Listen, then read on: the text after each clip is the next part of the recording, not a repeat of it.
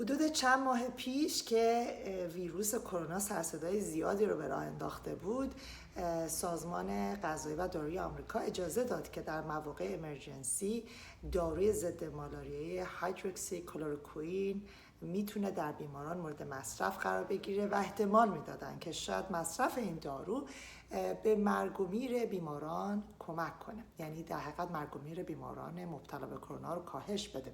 ولی بعد از تحقیقات زیادی که در این زمینه انجام شد متوجه شدیم که هایدروکسی کلروکوئین نه تنها مرگ و میر افراد مبتلا به کرونا رو کاهش نمیده، حتی دوره نقاهت اونها رو هم کوتاه‌تر نمیکنه.